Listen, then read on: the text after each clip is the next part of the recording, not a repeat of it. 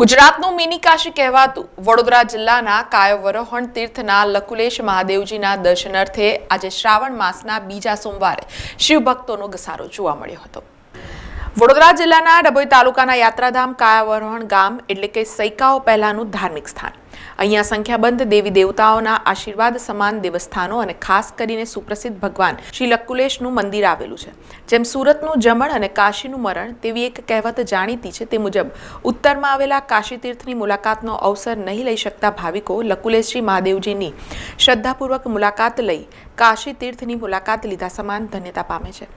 વડોદરા જિલ્લાના ડભોઈ તાલુકામાં આવેલું કાયાવરોહણ તીર્થ ગુજરાતના કાશી તરીકે વિખ્યાત છે। ધાર્મિક માન્યતા અને મળતી વિગત મુજબ સતયુગમાં કાયાવરોહણને ઈચ્છાપુરી કહેવાતું હતું, ત્રેતાયુગમાં માયાપુરી તરીકે અને દ્વાપર યુગમાં મેથાવતી તરીકે, કળિયુગમાં કાયાવરોહણ તરીકે ઓળખાય છે। જે ભારતના 68 મહત્વના તીર્થોમાં કાયાવરોહણની ગણના થાય છે। ગાયત્રી મંત્રનો જાપ, રામ મંત્રનો જાપ, પંચાક્ષર મંત્ર, ઓમ નમઃ શિવાયનો નિરંતર જાપ કરીએ તેવા તમામ ભક્તજનોને ભગવાનના વિશેષ આશીર્વાદ પ્રાપ્ત થાય છે। શૈવ એ ભગવાન શંકરનું 8મું નામ છે, જેથી જ્યોતિર્લિંગ પણ છે।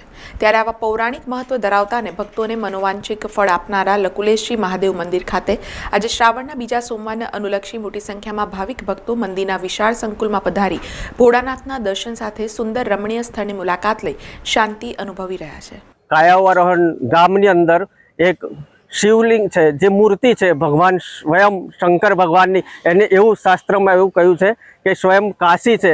ઘણા બધા અન્ય રાજ્યોમાંથી, ગુજરાતના અન્ય શહેરોમાંથી અને વિદેશોમાંથી પણ દર્શન કરવા માટે આવતા હોય એવી પાવન પુણ્ય ધરા પર આજે અમે પણ પંચમહાલમાંથી અહીંયા ભગવાન લકુલેશજીના દર્શન કરવા માટે આવ્યા છે। અહીંયા આવવાથી આપની અને સર્વની મનોકામના પૂર્ણ થાય છે, કારણ કે સ્વયં શિવજી અહીંયા બિરાજમાન છે પોતાના અંશ સ્વરૂપે, લકુલેશ ભગવાન સ્વરૂપે, જેમને કળિયુગની શરૂઆતમાં લકુલેશ ભગવાનનો અવતાર ધારણ કર્યો હતો યોગના પ્રચાર પ્રસાર અર્થે।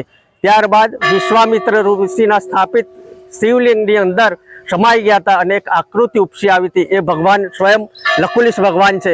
એવા મંદિરે આપ પણ આવો, એવું શાસ્ત્રમાં ઉલ્લેખ છે કે આ ભૂમિના આ પવિત્ર મૂર્તિના દર્શન કરવાથી તમારા સર્વ પાપોનો નાશ થાય છે। જ્યાં બ્રહ્મેશ્વર ભગવાને લકુલેશ સ્વરૂપે બિરાજ્યા, એમના શિષ્ય એટલે કૃપાલવાનંદજી અને એમના શિષ્ય સ્વામી રાજર્ષિ મુનિએ અને કૃપાલવાનંદજીએ પણ અહીંયા તપ કર્યું છે। એવી આ તપોભૂમિ પણ છે, જ્યાં ભગવાન શંકર સાક્ષાત બિરાજમાન છે।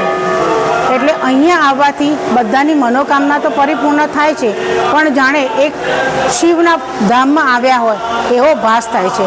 સ્વામી રાજર્ષિ મુનિએ અને કૃપાલવાનંદજી એમના ગુરુએ બહુ જ બધા ભજનો લખ્યા છે। એમાં એક ભજન એવું પણ છે, આ તો બીજું કાશી કહેવાય, કાયાવરોહણ ધામ છે, આ બ્રહ્મેશ્વરનું ધામ છે। એવા અનેક ભજનો કૃપાલવાનંદજીએ પણ કર્યા છે અને એવા રાજર્ષિ મુનિએ કર્યા છે।